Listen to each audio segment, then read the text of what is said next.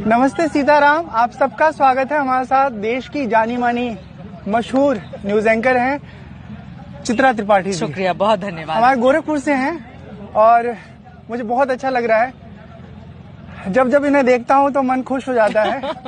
और खुशी के वाला वीडियो तो आपका बहुत वायरल हो गया था, बहुत जो आपने क्लिक किया था। हाँ, और फिर आपने डिलीट क्यों कर दिया था? थोड़ा डर गया था। लोग कई बार अनपढ़ों की तरह टिप्पणी कर देते हैं। क्या बोल रहे थे? वो कह रहे थे कि एक साधु को इस तरह की बातचीत में नहीं जाना चाहिए, लेकिन मेरा मानना है वो मेरा अतीत था ना। विद्यार्थी जीवन में किसके मन में आकर्षण नहीं होता? कोई भी साधु हो उसको झूठ तो नहीं बोलना चाहिए। नहीं बोलना चाहिए। तो आपने क्यों नहीं लिखा आप डिलीट करने? कोई साधु कैसे डर सकता है लोगों की टिप्पणी से? दुनिया से थोड़ा डरना पड़ता है। आप डरेंगे तो फिर कैसे चलेगा, बताइए। अच्छा, आप कैसी है बताइए? मैं एकदम बढ़िया, अच्छी।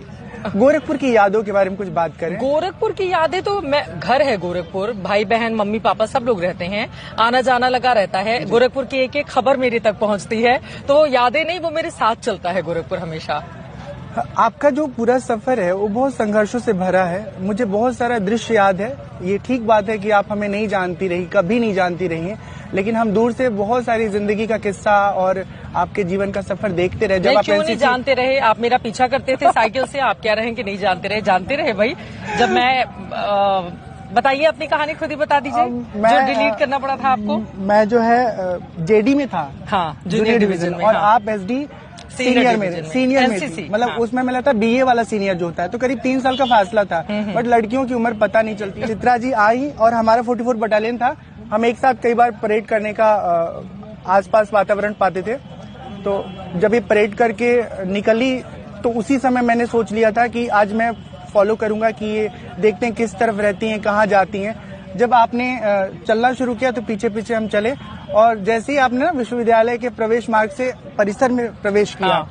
मैं अपने साइकिल को अपने घर की तरफ ले गया। मैं एक चीज पूछना चाहता, आप इतने तेज तर्रार हैं, इतना अच्छा बोलते हैं, सारी चीजें, परिवार है, पहले आप बचपन में पीछा भी किया करते थे हम लोगों का, फिर अचानक से ये साधु जीवन में परिवर्तन कैसे हो गया? कुछ पता नहीं चलता। मुझे एक बात समझ में आ गई थी कि दुनिया बहुत स्वार्थी है। सब लोग अपने मतलब से आपकी जिंदगी में आते हैं और स्वार्थ सिद्ध हुआ सब छोड़ के निकल जाते हैं। आप जिस जगह पे हैं क्या वहाँ पर स्वार्थ सिद्धि नहीं है? हमने देखा है बाबाओं को बड़े बड़े पदों के लिए मतलब लालसा रखते हुए, तो क्या यहाँ पर नहीं है स्वार्थ सिद्धि? हाँ, स्वार्थ सिद्धि है सबके जीवन में, पर मेरे जीवन में मुझे अपना भला देखना था कि सब संसार के लोग, रिश्ते नाते लोग अपने मतलब से हमारा उपयोग करेंगे। कल के लिए पत्नी भी अपने मतलब के लिए कहेगी, अगर उसकी जिंदगी की जरूरतें पूरी कर दी तो खुश, जबरदस्ती और नहीं तो फिर नाराज होगी। नहीं, सबको नहीं कोस रहे हैं। हाँ।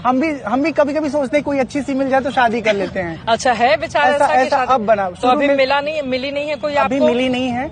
और अपने जानने वालों से मैंने कह रखा है कि मुझे 2 ही पसंद है, एक तो IAS IPS और दूसरे जो है म्यूजिशियन। लेकिन IAS IPS में लफड़ा क्या है, वो 8 घंटे 10 घंटे अपने बॉस में फंसी रहेंगी। वो DGP परेशान कर रहा है या SSP परेशान कर रहा है या DM साहब ट्रेनिंग वाले को परेशान कर रहे हैं। हाँ, वर्कलोड बहुत होता है, तो वो थकी हारी घर पे आएंगी, सो जाएंगी। म्यूजिशियन मुझे अच्छा लगता है, वो आपको काफी सुकून देंगे और आपका आनंद भी बढ़ाएंगे। कितना स्वार्थ है आपका इसमें, तो जिंदगी आपको भी पूरा स्वार्थी होकर कि भैया हमको ये IAS IPS चाहिए, वो नहीं मिली तो म्यूजिशियन चाहिए। देखिए दोस्त ना, हाँ। क्या है कि जीवन का विवाह वाला सेगमेंट पूरा स्वार्थ है। पूरा ये एक तरह से जॉइंट वेंचर है, एक उद्यम है। अगर तालमेल के साथ समझ दोनों का ठीक नहीं मिलता है तो जिंदगी के सफर में बहुत तो कब शादी करने जा रहे हैं आप? अब ये तय नहीं है, अभी कोई मिली नहीं है। बस इस कुंभ में सोच रहा हूँ कोई मिल जाए। कुंभ में लोग बिछड़ते हैं, हमने पिक्चर में देखा है। आप कुंभ में ढूंढ रहे हैं? देखिए महाराज जी, आप अपने बारे में बताइए, कितना पढ़े लिखे हैं, क्या करते हैं, फिर हम लोग मदद करते हैं आपको। मैंने बीकॉम किया है, देख के मैंने बीकॉम किया है और उसके बाद आध्यात्मिक जीवन में रह के पिछले 7 वर्षों में 2008 से 2017 तक का समय रहा। उसमें आध्यात्म, वेद, उपनिषद, रामायण। मैं बहुत अच्छा प्रवचन करता हूँ। एक छोटा सा भजन सुनाऊं? सुनाइए। अरे मना समझ समझ पग धरिए, हो अरे मना समझ समझ पग धरिए, अरे मन इस जग में नहीं अपना कोई, परछाई सो डरिए, अरे मन समझ समझ पग धरी। मैंने आपके बहुत सारे वीडियोस देखे हैं जिसमें आप भजन सुनाते हैं, लोग बड़ी तल्लीनता से सुनते हैं, बहुत अच्छा गाते हैं। मुझे जानती है, आप बताइए शादी करना चाहिए नहीं करना चाहिए? मैं कौन होती हूँ ये बताने वाली? करना चाहिए नहीं करना चाहिए, आप सबका व्यक्तिगत मामला है। करे मन हो तो करे, नहीं मन हो तो नहीं करे। ये लगता है कि शादी करने के बाद वैराग्य और बढ़ गया।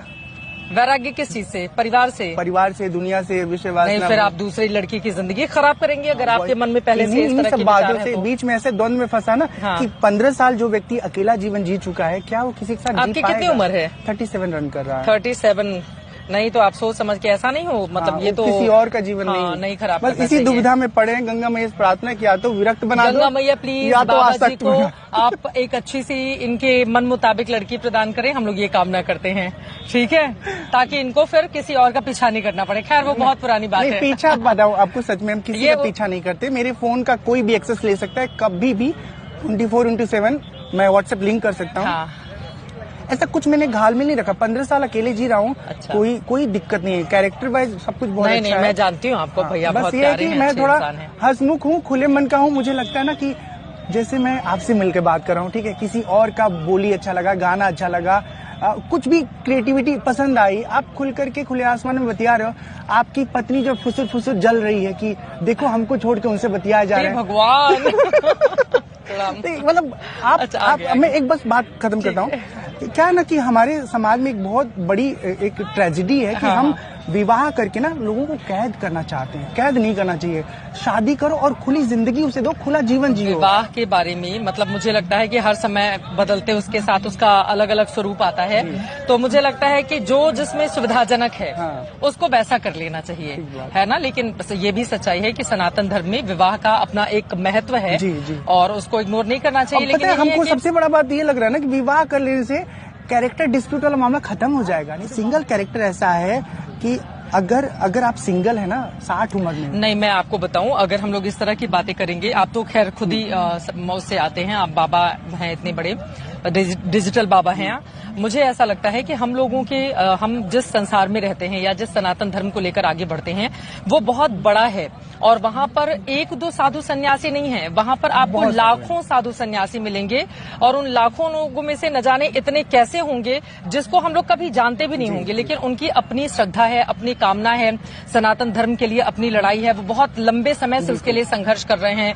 और उनमें से बहुत सारे लोग अविवाहित हैं जिन्होंने विवाह नहीं किया क्योंकि वो धर्म की रक्षा के लिए लड़ाई लड़ रहे हैं। तो मुझे लगता है कि अगर हम विवाह को लेकर इस तरह से जोड़ेंगे कि नहीं, अगर हम विवाह नहीं करते हैं लोग हमारे ऊपर सवाल उठाएंगे, तो वो तमाम साधु सन्यासी जो अविवाहित रहकर समाज की, देश की, सनातन धर्म के लिए काम कर रहे हैं, तो फिर उनके ऊपर ये सवाल उठ जाएगा। उनके ऊपर सवाल नहीं है मेरा, क्योंकि बहुत बड़ा है। और मतलब उन लोगों को कि जो अपने परिवार से विरक्त होकर और वो लगातार धर्म के लिए काम कर रहे हैं, तो उनके प्रति तो हमारी मतलब प्रणाम होना चाहिए। बिल्कुल सही बात है। बहुत अच्छा लगा आपसे बात करके। मुझे भी बहुत बहुत अच्छा लगा। आपको बहुत सारी शुभकामनाएं, खूब अच्छा कीजिए। ईश्वर आपको वो ताकत दे कि विवाह करना है वो फैसला लें आप, या विवाह नहीं करना है वो फैसला लें, लेकिन अगर करें तो भाई जीवन भर आप उससे निभाएं। मैं इसकी कामना करती हूँ। बहुत शुक्रिया, बहुत धन्यवाद, शुक्रिया, धन्यवाद।